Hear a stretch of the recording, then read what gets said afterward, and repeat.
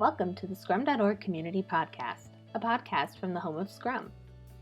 In this podcast, we feature professional Scrum trainers and other Scrum practitioners sharing their stories and experiences to help learn from the experience of others. We hope you enjoy this episode. Hello and welcome to the Scrum.org Community Podcast. I'm your host, Dave West, CEO here at Scrum.org. Today's podcast is focused on a really thorny issue and a thorny topic on the topic of job titles, how they help, how they hinder the progress of agility and Scrum in organizations. It's a topic that I'm often brought in to debate and discuss with senior leaders and HR leaders. So I'm very glad that it's not just me talking about this topic because it's hard. And we're very lucky that we're joined by Sam Falco, professional Scrum trainer. Welcome to the podcast, Sam. Thanks, Dave. It's a real pleasure to be here. Great. So before we jump into this awfully thorny topic, perhaps you would share with our listeners something about you and where you're talking to us from, Sam. Certainly. Well, I live in St. Petersburg, Florida, which is where I am now. When I am not practicing Scrum, well, it's not true.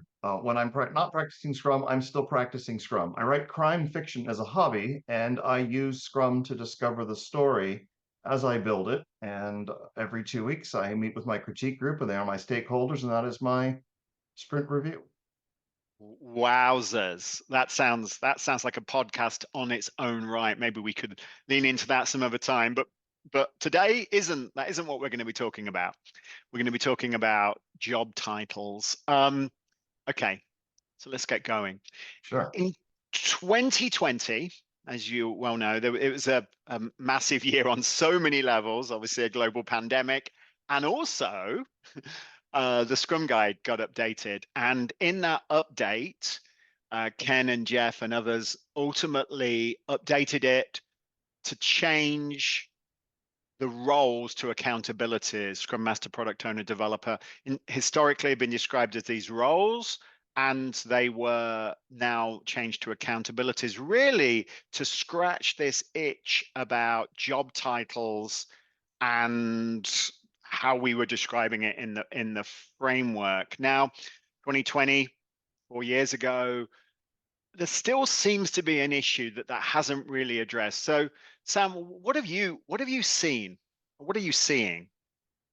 Well, this subject came up early in my career when I had been functioning as a Scrum Master on a team, but my job title had nothing to do with Scrum Master. I was team lead was the job title, but I had been asked to serve as the Scrum Master. And when I started looking for work after that company ended that product line and laid us off, one of the things I kept hearing was, well, you don't have Scrum Master in your job description or in your job title.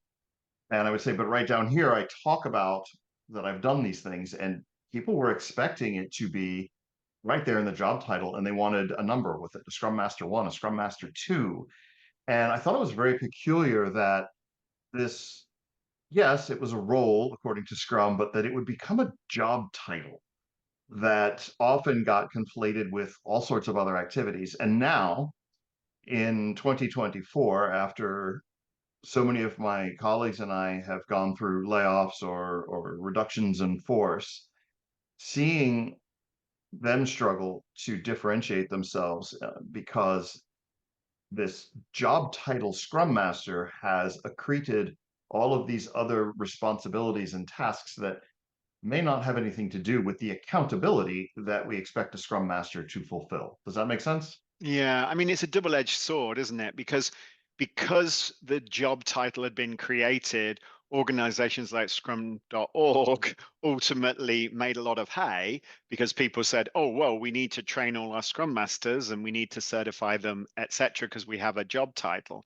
However, ultimately, the idea, the accountabilities need to be fulfilled by whoever has the right power, authority, and skills to do that thing in that situation. And sometimes it might be a team leader, as you found in your first, and sometimes it might not be. And then it becomes more complicated when you move between organizations and jobs. So hang on a minute. That is the problem, right? The world has not changed. They still look for job titles. They still look for levels, seniority, etc. So I guess the world is still challenged in that regard. So maybe we should just level set. What is a Scrum Master then? What does the accountability really mean? So the easiest thing to do is to quote or paraphrase the Scrum guide. We are responsible for the effectiveness of the Scrum team, and we also serve the organization as a whole in helping them understand how to use Scrum to deliver product effectively. Not Scrum for Scrum's sake, but Scrum as a tool to accomplish the objectives of the organization. So hang on a minute. That sounds like a manager type role, because there's no way I can be responsible for the effectiveness of my team without some accountability for that team. And there's no way I can influence an organization unless I have some level of seniority. So is a Scrum Master a manager then? I would not say no. I would not say yes to that. I quibble with your statement that there's no way someone without managerial authority can influence those things. There certainly are ways to do it. Could a manager be a scrum master? The whole way I became a scrum master in the first place was my manager was sent off to scrum master training and came back and said, I don't think a manager should be scrum master, and asked if I would be willing to try it out, sort of like, here, put this hat on, and it fit. Now, that manager actually could have been a spectacular scrum master. I knew him for years. He had the right mindset. So it really depends on what you mean by manager and what you mean by scrum master. However, I do think that a scrum master who is not a manager can certainly influence, can certainly guide, and certainly lead if they dare to frequently.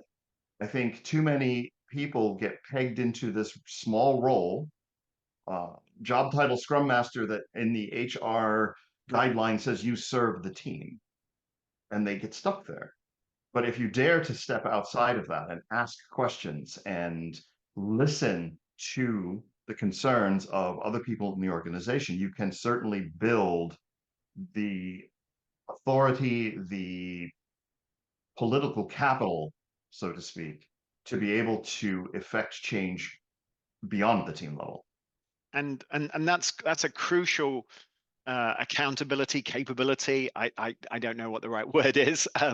That a Scrum Master, whoever's acting that accountability, needs to be able to fulfill, because the success, the effectiveness of that team is fundamentally reduced by two things. One, the environment in which that team operates, and secondly, the value that team is delivered with, through the product and the product increment.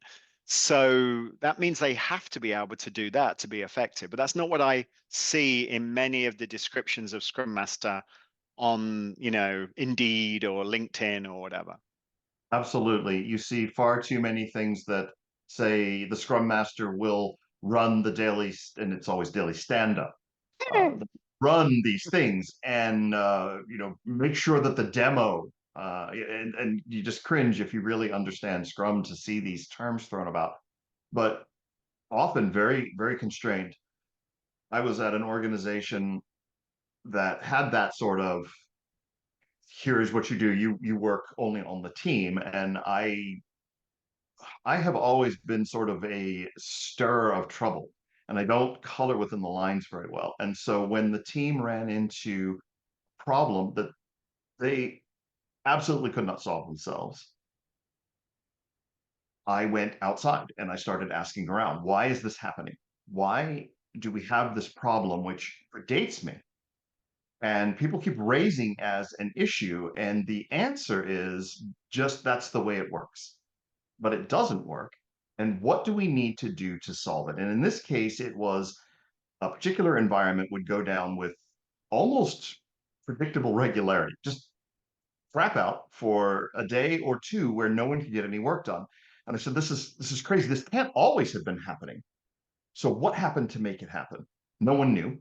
And so I just wandered around to teams and started talking to their scrum masters, their product owners, and said, who would like to solve this? And essentially assembled a little team of people who were willing to carve out some time from their weeks to look at, when did this start happening? Why did this start happening? How can we fix it again and get it working? And so, as a result of me just refusing to stay in my little lane, this problem did get solved. I didn't remove that impediment, but to echo the language of the Scrum Guide, I caused the impediment to be removed by refusing to accept that the status quo was acceptable. And I think that example is incredibly compelling, Sam, because ultimately, wouldn't it be great if every organization was full of people whose who's not sole job, but their mission in life, as well as, helping the team be successful, was to help the organization be a bit more successful and help the decisions that were being made to be more easily implemented inside the organization. I think that sounds great. All right, so Scrum Master, I think I've sort of got a handle on that. So tell me a little bit about product owner. Their accountabilities, what do they really mean? Again, I see lots of things on Indeed or whatever that describe product owners, and it's not quite the product owner I would expect. Yes, too often it's just another phrase for project manager, and really project, not product, that they are often executing on a roadmap given to them by someone else. They're simply order takers. Whereas we want to encourage our product owners to really, the word owner is in that accountability name for a reason. You own it. You are the one making the decisions, and you're held accountable to it.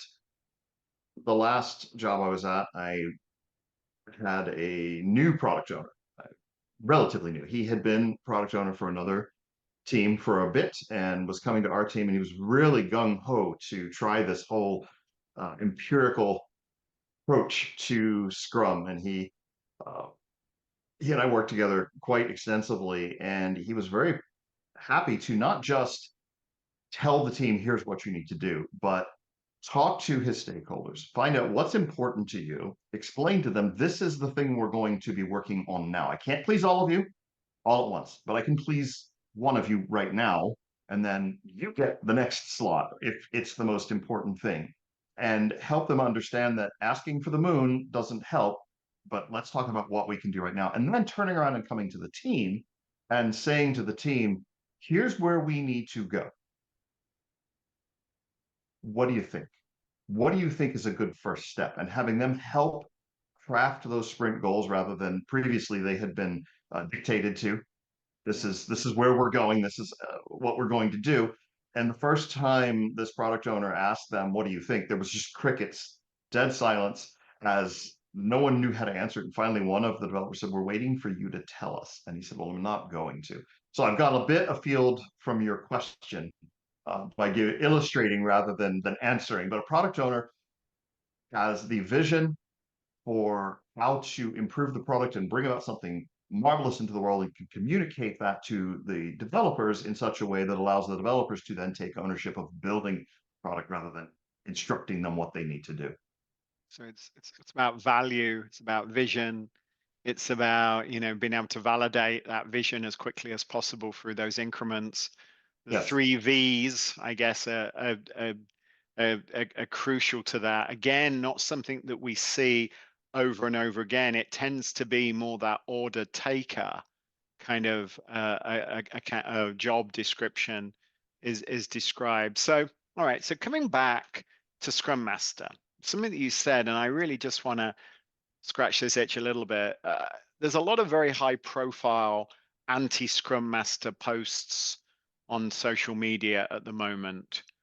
So what is happening with the job market around Scrum Master? Are they drying up now? At Scrum.org, we obviously see people coming to our website, and actually there's just as many Scrum Master people come to our website. They haven't disappeared. There hasn't been a sort of like a cull, as it were. But what are you seeing in terms of that job market, and the implications to the role, or to those accountabilities?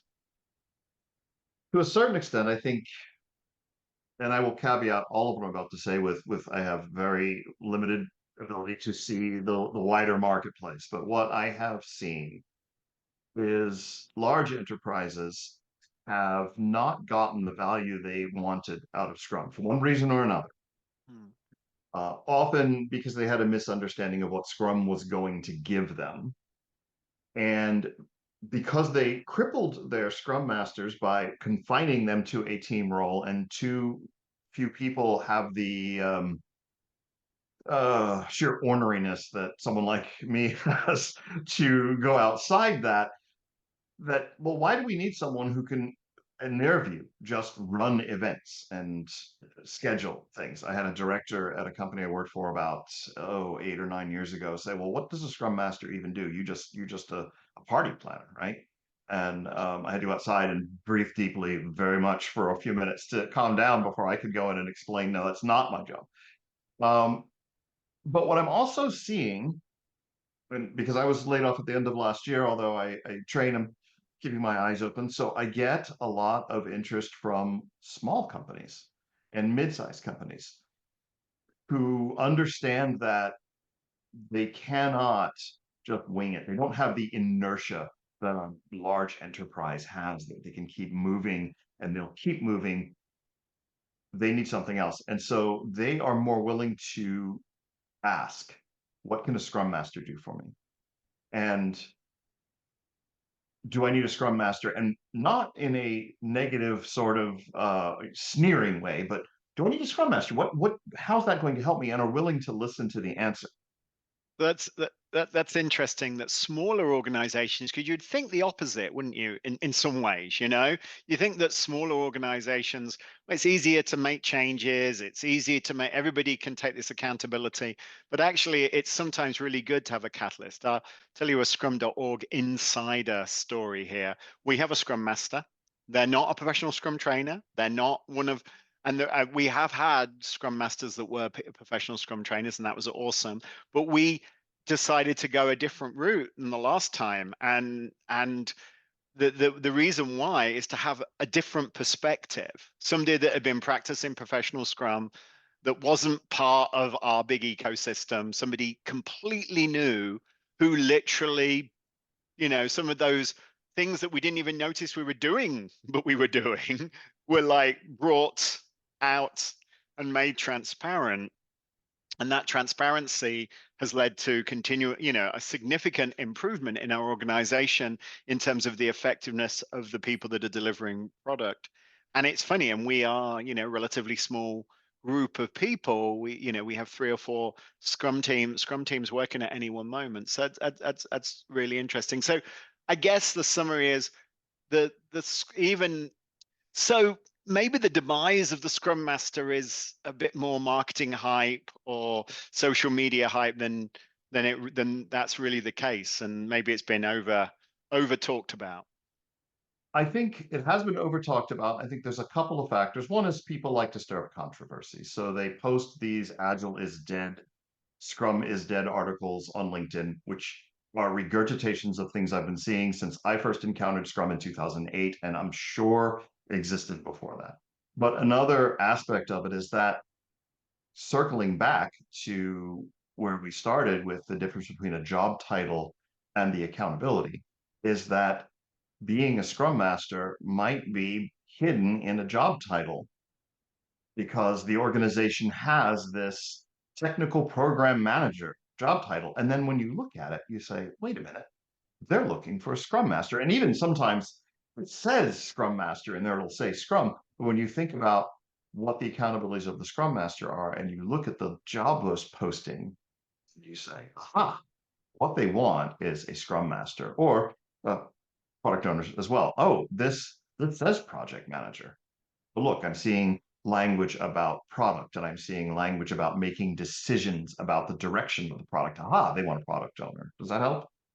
Yeah, I guess, and you know, part of me is happy if those accountabilities are sort of subsided into other jobs or other families of jobs. I think it's crucial. It's like, you don't have to explicitly, you don't look for an object-oriented software developer nowadays, right?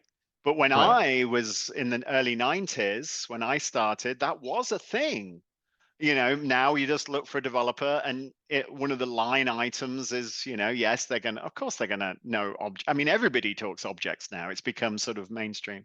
So one of the things I think that I'm seeing is those accountabilities, those responsibilities, those capabilities are now manifest in other places. The thing that worries me though is that they're being undervalued in terms of the change. The best Scrum Masters that I've ever seen actually did have the title Scrum Master, and the reason why they had the title Scrum Master was because that it was the catalyst of change. That's everybody knew, oh my God, this person's coming along and they're changing everything, or certainly driving change into the organization to improve.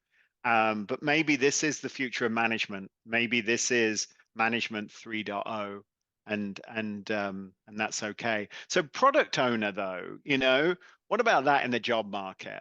I'm actually seeing a lot of product owner job postings. I'm seeing a lot of interest in product ownership. For instance, organizations like McKinsey, BCG explicitly have called out this key, I don't want to call it role, I don't want to call it accountable, this thing as part of the digital transformation and becoming more digital. Are you seeing the same, Sam?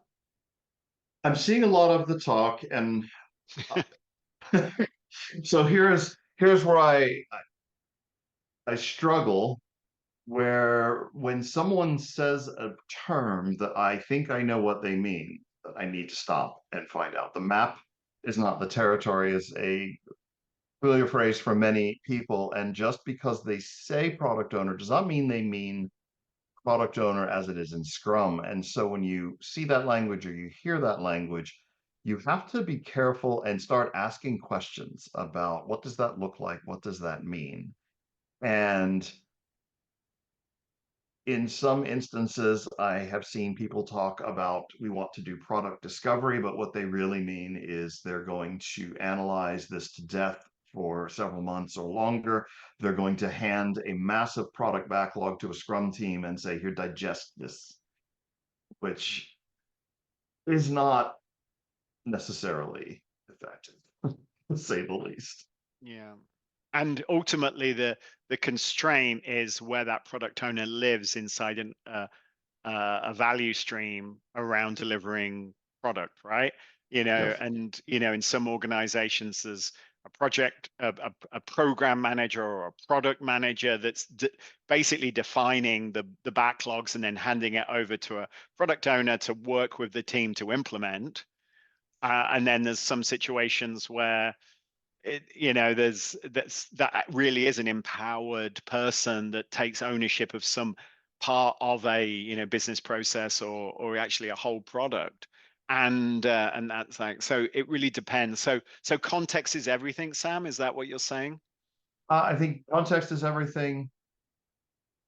Being open to hearing what other people are saying and not assuming that you have the same understanding just because you're using the same words, in much the same way that teams who are handed a requirement can implement something entirely different than what the requester wanted. If they don't have the conversation, we can certainly get ourselves into trouble by just assuming that, we said the same thing, so we mean the same thing. Yeah. And I think that, so I guess words of advice to anybody listening that's currently maybe going for a product owner job, applying, ask a few more questions about what they think a product owner is, the hiring manager or the interviewers, because that might highlight the fact that it isn't the job that you think it should be. And that's an interesting, can uncover an interesting set of challenges. Yes, and I think other questions you might ask are, how do you know the products that you're delivering now are valuable? How are you measuring that?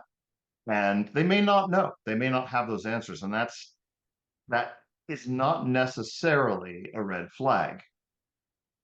But you want to follow that up with, here are some things that I might do, or are you open to, how are you open to measuring that value?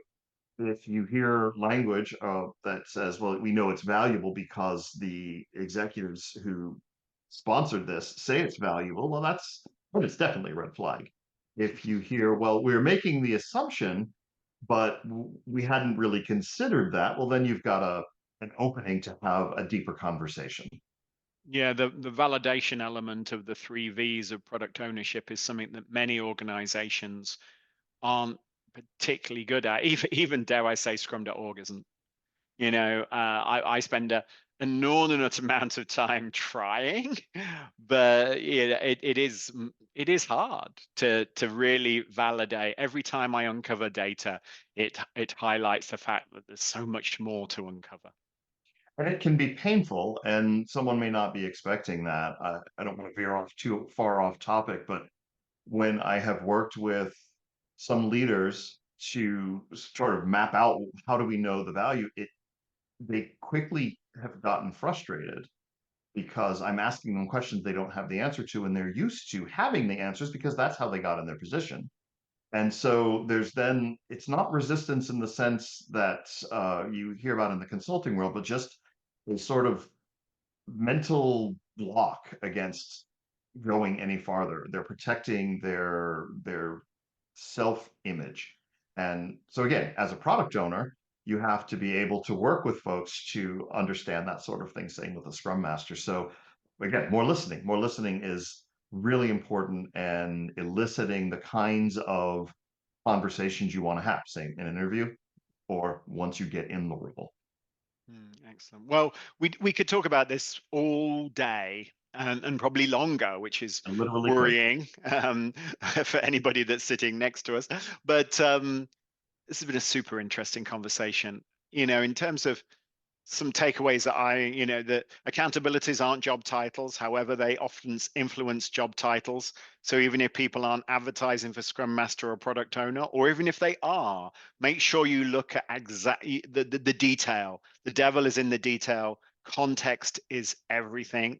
The demise of the Scrum Master is a much hyped thing and isn't the reality from what we're seeing. However, in large organizations, maybe the job title is disappearing, which then you have to ask, where are those accountabilities going to be covered? Are they going to be covered? It sounds like a set of accountabilities that every organization needs. And then ultimately, concentrate on, if you're a Scrum Master, concentrate on helping the team, the organization, the product owner deliver be most effective possible. And if you're a product owner, think about value, think about vision, value, and validation over and over again. Anything to add, Sam? Just that I think that how shall I say, the focus really should not start with team, but start with the organization. The team only exists to deliver something for the organization. So if you're focused on making the team effective, you have to have your eyes much broader than the team to understand what the organization needs and why this team exists in the organization in the first place. And I think that gets lost. We get so focused on the tactical team level stuff that we forget that there's an entire strategic battle to be fought. Yeah, and that's an interesting point. Though obviously, if you're applying for a position, they may not realize that. So Yes. it could be a fruitless journey that you're on, or it could be an opportunity to educate them and an opportunity to influence them from the inside out. Sam, Absolutely. thank you so much for spending the time. I know it's lovely weather at the moment in Florida, so I'm glad that you came in out of the garden to talk to us. I'm in the Northeast, so that's where else would I be? But I really do appreciate your insights. Pleasure to be here. So, everybody, thanks for listening to today's podcast, Scrum.org Community Podcast. I was your host, Dave West. I was fortunate enough to get one of our professional Scrum trainers, Sam Falco, here to talk a little bit about that thorny topic of job titles, accountabilities, and how they hinder or maybe help the progress of Agile and Scrum. If you liked what you heard today, please subscribe, share with your friends, and of course, come back and listen to some more. I am very lucky because I get the opportunity to have a variety of guests and talk to them, listen to them, hopefully. And they could be talking about anything in the areas of professional Scrum, product thinking, and of course, agility. Thank you, everybody. Scrum on.